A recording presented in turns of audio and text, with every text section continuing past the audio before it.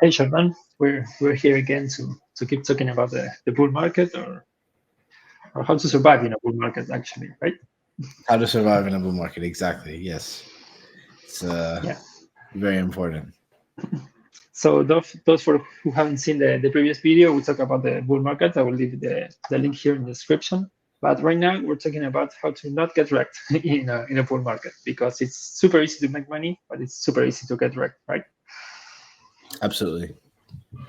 Um, Yeah. yeah. I mean, I think that is like, so I, to your point, I think like exactly what you said, like in a bull market, like I think we both agree, like we're pretty in the early stages. It would be interesting to, look at this, 6, 8, 10, even 12 months from now and say like where we're at. I think we're in the early stages for sure. Um, but if that is the case, like the returns are going to be seemingly quite easy, right? Like just holding on to ETH or BTC or Sol or whatever should be pretty great.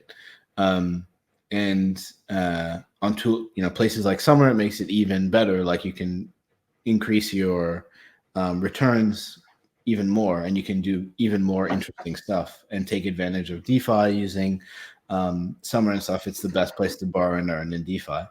Um, but as you say, like so many things pop up in a bull market, and the greatest like um, adversary, I think you could say, is maybe not even the market per se. It's not even like some project. It's not even like these main character people who I'm sure will emerge, or maybe they already have emerged.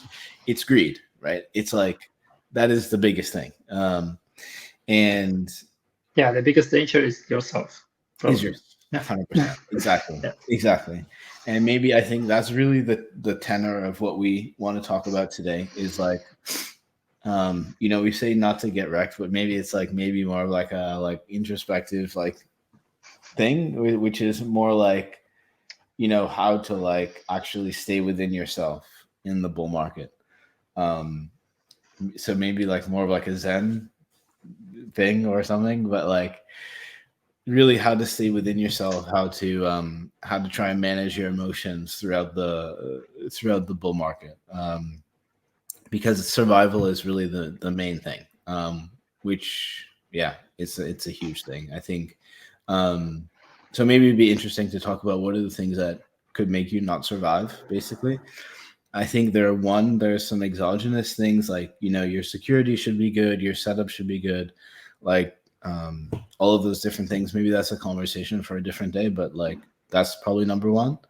But when it comes to, I think, DeFi and stuff, I think the main thing is probably like, yeah, it's probably greed. Like I think like going back to the other show or like episode that we did, is like really thinking about when you're doing some of these things, like when you're borrowing, when you're multiplying, when you're using different DeFi protocols, how you're using different DeFi protocols, because like if you're doing it just because you're like greedy and like want to like even more take advantage of the bull market and not be cognizant of like when you're doing it, you're gonna probably get in trouble, basically. So is that how you think about it, like in terms of the survival and yeah, like how you survive with your positions, or maybe the better case is like when you have not survived and like the lessons that you've learned, basically.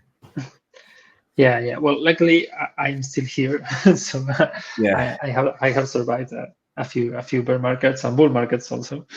Mhm. So yeah, but yeah, like we said, the biggest enemy is yourself. It's greed. It's not being precautious because, like you said, for another conversation, but security in this space is the most important thing, I guess. Yeah, you can get totally wiped out by opening an email or whatever. That's super risky. So Yeah. keep focused. Yeah, keep focused. What do you, so just briefly, what do you do like in that regard? So like it's kind of like the risk management before the risk management, right? It's like your OPSEC, your security, your setup. Like what? Well, maybe you don't have to be too specific about it because maybe that's like a security thing in and of itself. But like just generally, like the principles of what you do, like to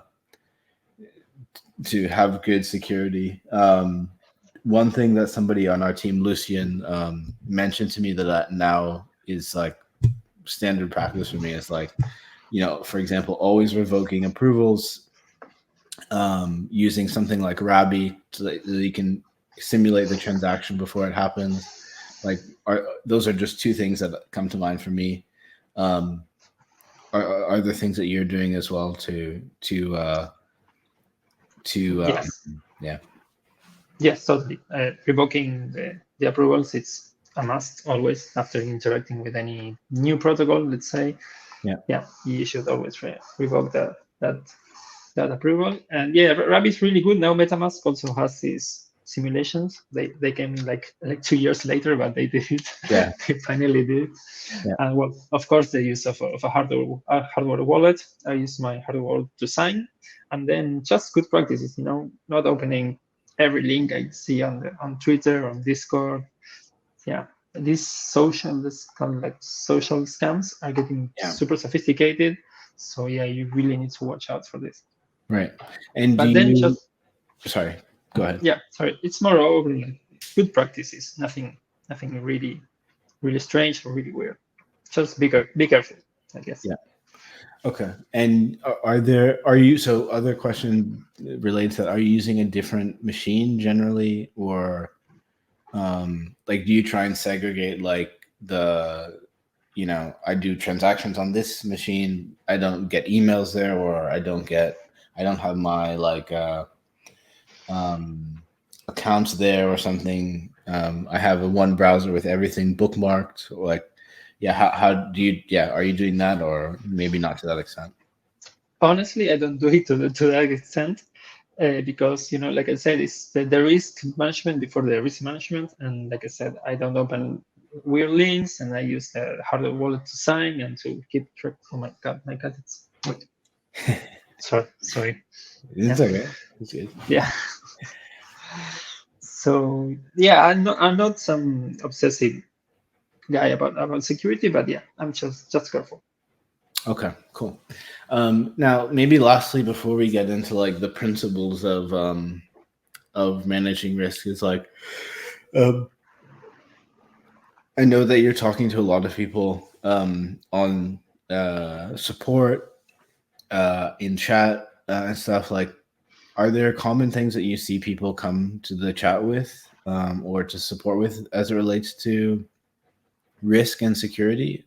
Like, what are some of those things that you're hearing from them, if any come to mind, or if there are things that keep on coming up, basically? Yeah, well, luckily at least on Summer.fi, we don't have those risk or security issues. Everything is very well documented. Everything is right there on the app, and everyone can just send us an email, contact us on Discord, and we'll be right there for them.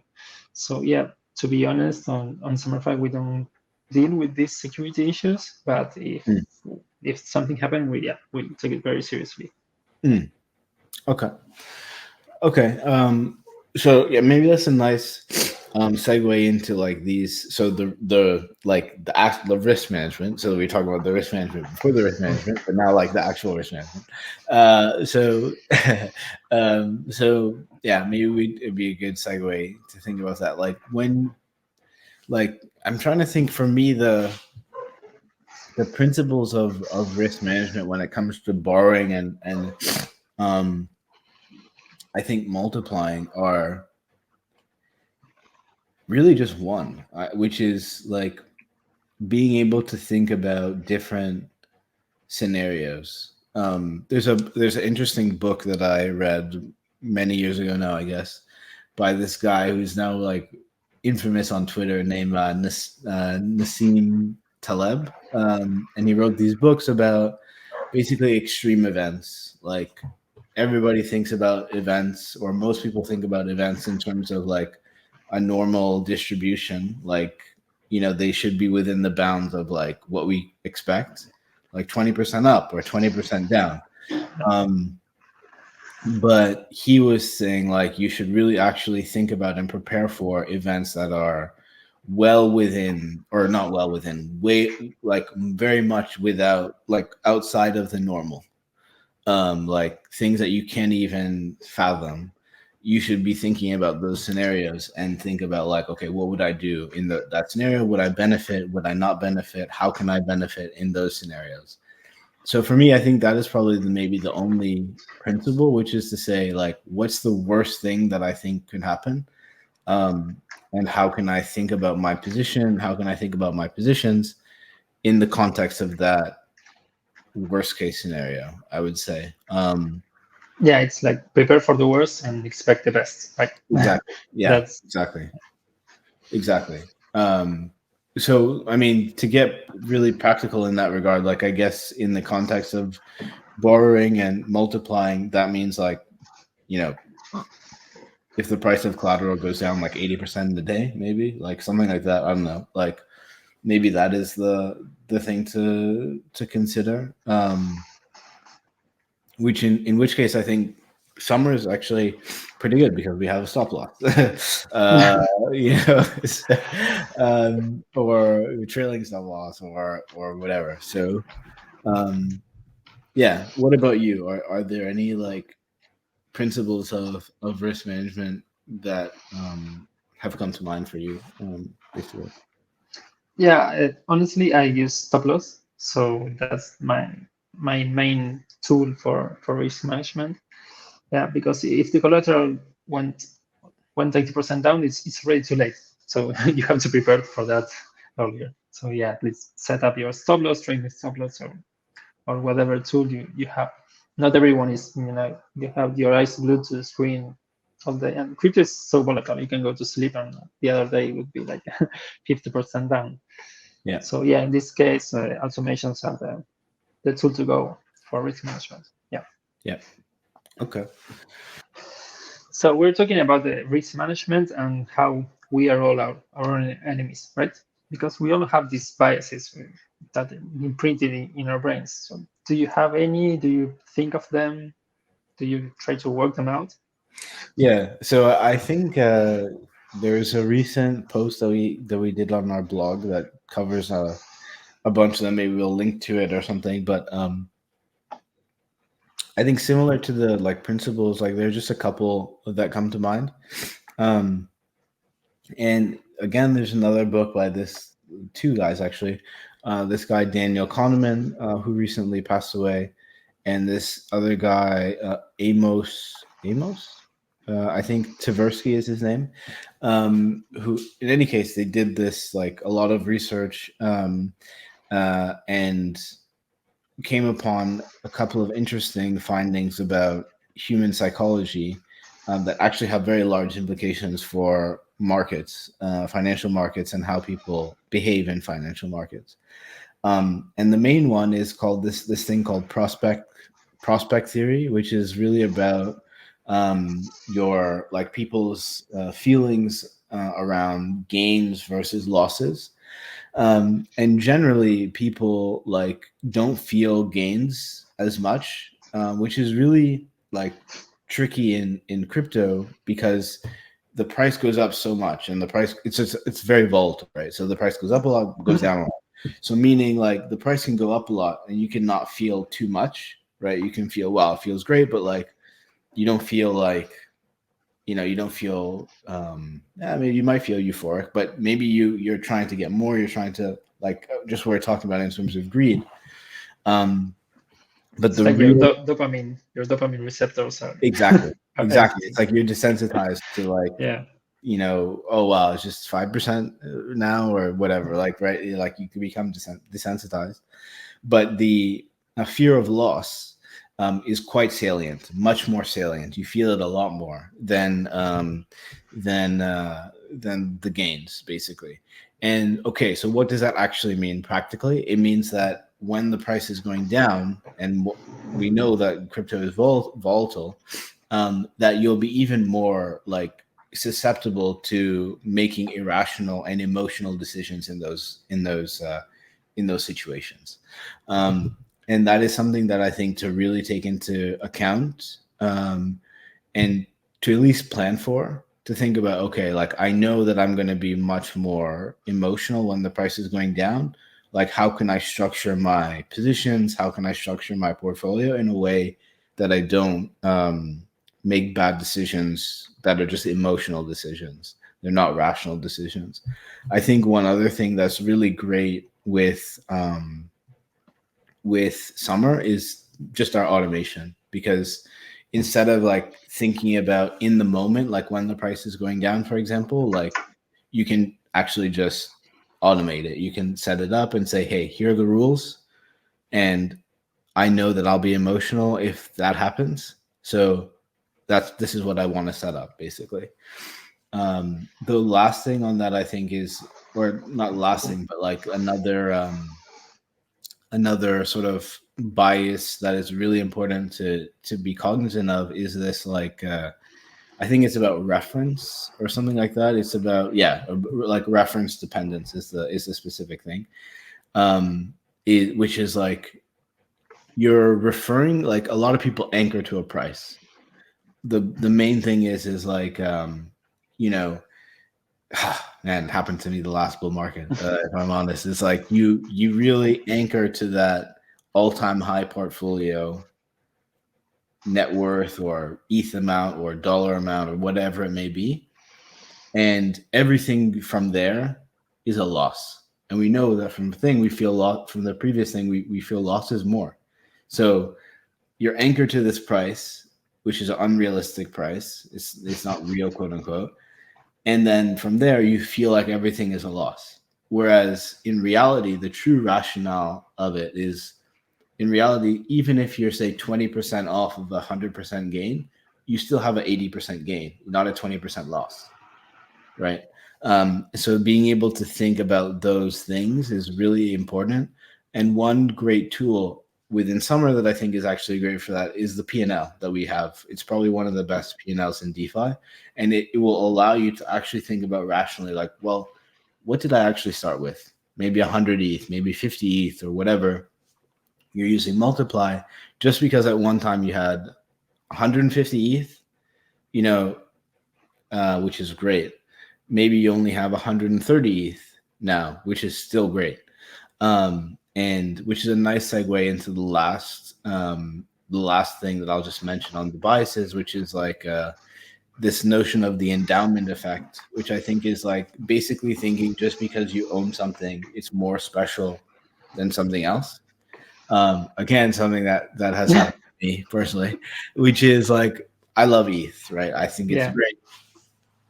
You know, I love everything about ETH. Basically, I don't think I would call myself a maxi because I think Sol is great too, but and I think a lot of other stuff is great. I think MKR is great. I think, you know, a lot of things are great. But ETH, it holds a special place in my heart, basically. And the reality is like, these bull markets are in liquidity cycles and the ETF flows now and all this stuff, like interest rate cycles. Like, they're not, like, they don't care that it's your ETH, right? Like, if it's the end of the bull yeah, market, like, you should probably take some profits, right? Or you should probably, you know, just because it's your thing doesn't mean that, you know, it's immune to the market forces that are at play. So yeah, that's probably the last one when it comes to these biases. I'm no expert on them by any stretch of the imagination, but it's worth at least, I think, searching, like reading our blog or searching, like you know, these different biases that impact people's financial performance in markets, basically. yeah. Well, personally, I suffer from not gaining as much as I gain. Saying, okay, I sold at 3K. Oh my God, it's 3.5. That hurts so much, that so much more that if I lose money. If I lose money, it's okay, I lost it. But what I could have earned and didn't earn, that's painful. Yeah, Yeah. I don't know why. So why don't you, like, what's going on in you where you feel like you need to sell? Like, I don't know, honestly. I think I say, okay, it's right here. It's going to stop here, but then it's the force of the market. You don't know where it's going to. You can't guess what's the ceiling or the top price. But when it keeps going up, that yeah, that it's painful. Yeah. Mm. We have Perfect some scenario. really yeah. Perfect scenario for auto take profit, maybe. I was going to say exactly that. Yeah, we have how to take profits, so we don't suffer from that anymore. Yeah. Yeah. And also another point I wanted to touch was what Mm. you were talking about the P&L. And we have this really cool, amazing P&L that it's not only in ETH terms or your collateral terms, but also on USD terms. So people maybe think of crypto or like any other investment, and they just want more USD. So you can see your P&L in USD or in ETH. So yeah, I wanted to highlight that. Yeah, absolutely.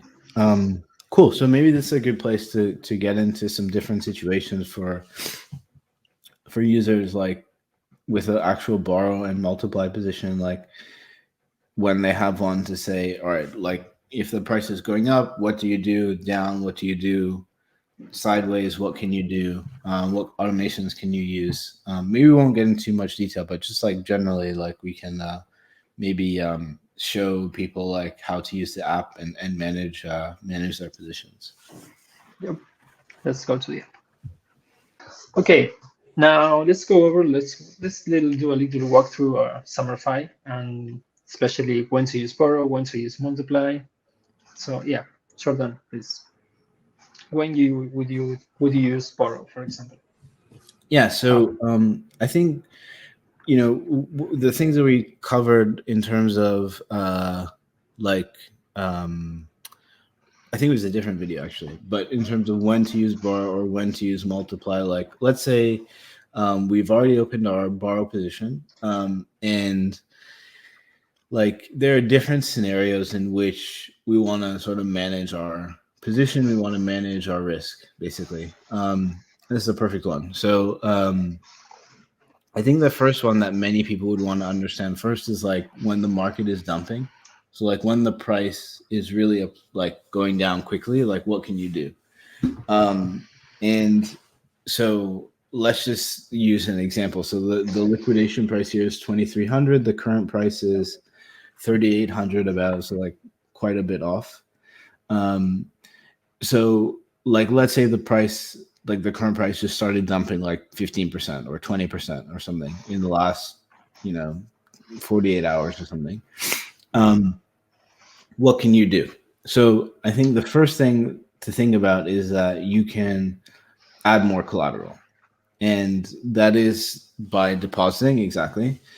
And you can add more collateral, and that will reduce your liquidation price in every other thing, Morpho, Aave, Spark. It will it will reduce your LTV in the collateralization ratio context. It will increase your collateralization ratio. So in any case, it will decrease your risk. So that's by depositing additional collateral. The Yeah, thing, actually, yep, we can see in these green pills that Summer.fi show you your your liquidation price after the deposit and your collateralization ratio after the deposit, so you can simulate the transaction and where your position will be. exactly right.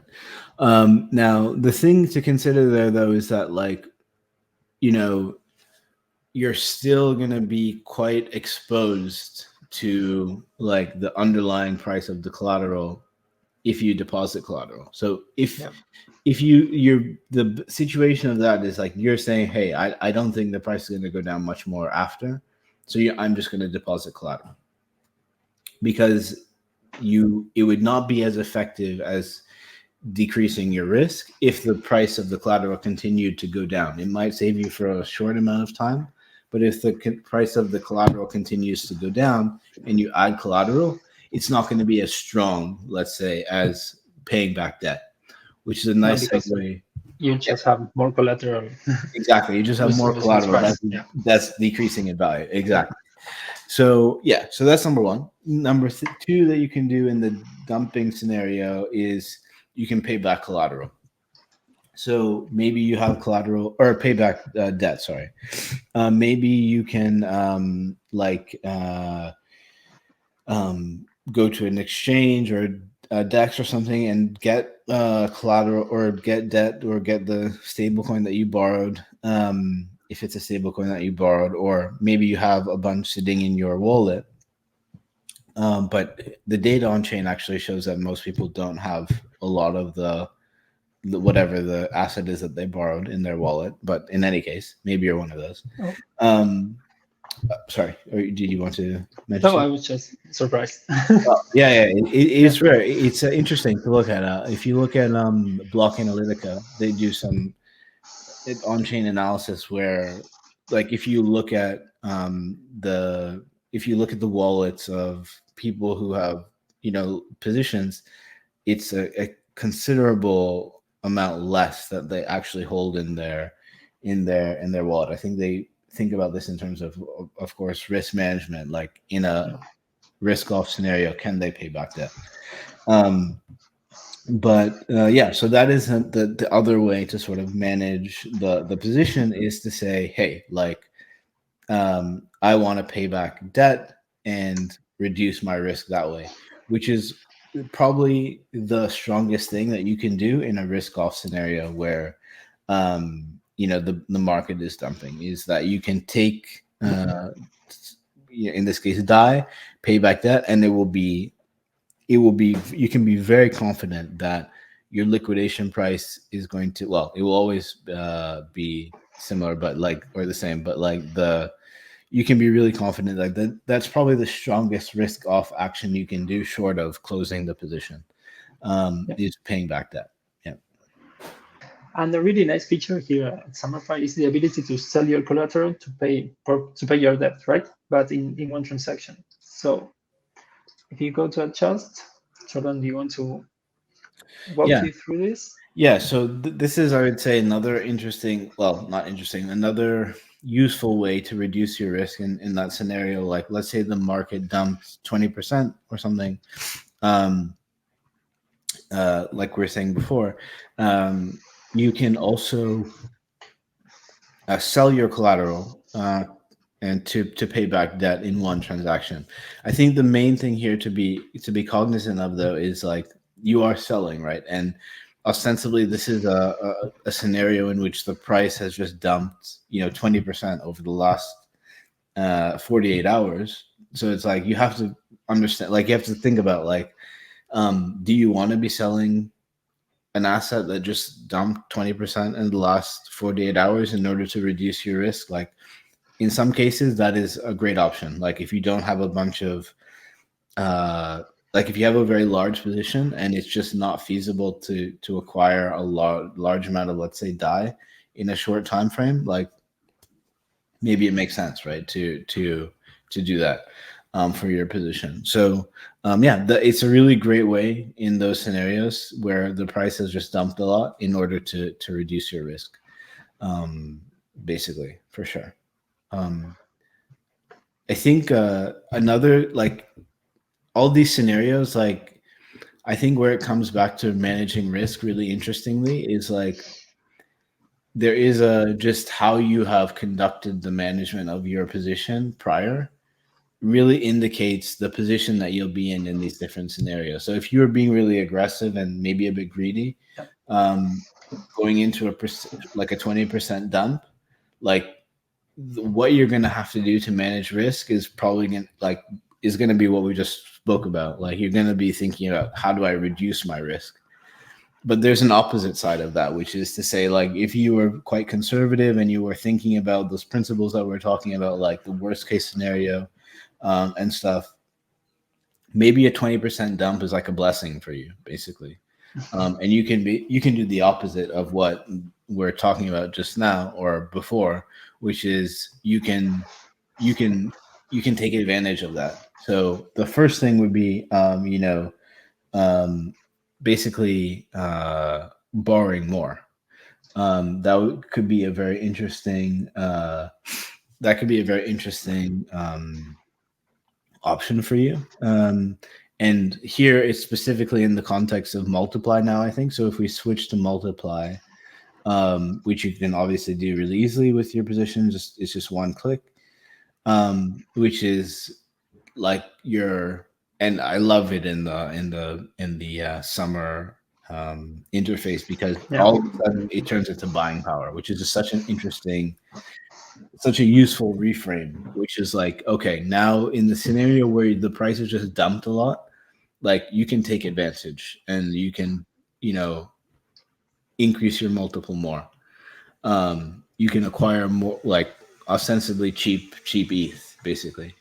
Um, so yeah, that's really the main thing I'd say. In the opposite scenario, like I can't imagine any cases where you'd want to, yeah, where you'd want to, uh, yeah, where you'd want to pay back debt in that situation to reduce your risk. Maybe if you're scared, but we already sort of touched on that. Yeah. So yeah, Yeah, and again, in the multiply interface or borrow interface, you will get the simulation of what's going on, what will go on with your wallet after the yeah, transaction. So yeah, this is amazing. So you can make a well-informed decision, which is like the basic of everything, right? exactly, The information being well displayed and you being able to make an informed decision with your position. exactly. Um, now, are there? Let's think about like what are the other scenarios that are pretty common for managing a position? I would say like, well, the opposite. So like, let's say the price increased a lot. Like, let's say the price has been going up 20% in the last, 48 hours. Like, what are the things that users might want to think about doing in that scenario? I think the main one is really they're somewhat opposite, but I think the main one, both for borrow and multiply, is to think about, um, first selling, like quote unquote, selling into strength. So Yeah, that would be like managing your risk. Um, and that's where it's really great in order to use that decrease risk function, so or feature. So here it's would be adjust, and it would be decreasing risk, and it would be the same on borrow. You can do it in both borrow and multiply um, positions, which is to say, hey, the price is going up. It's gone up a lot, maybe unsustainably. It's gone up a lot. Like we saw this a couple weeks ago with the ETH ETF news. The price just sort of ripped up to like maybe 3,900, 3,800 around. Obviously, we're back to there now, but in that scenario, you could have thought to yourself, this seems unsustainable. I want to take advantage of this from the opposite side, and I want to reduce my risk. I want to sell into this strength. I want to take advantage of this price action and reduce my risk. So that would be the one way to think about. I think that's the main way that I would think about, or yeah, managing borrow and multiply positions after a dramatic price increase. I think that's the first thing I would think about. Um, yes, especially if you think it's unsustainable. So yeah, or it's not going to go up a lot more. Yeah, decreasing your risk. We have this little super cool slider to just decrease your risk and yeah, just watch all the information and hit the confirm button. Yeah. yeah.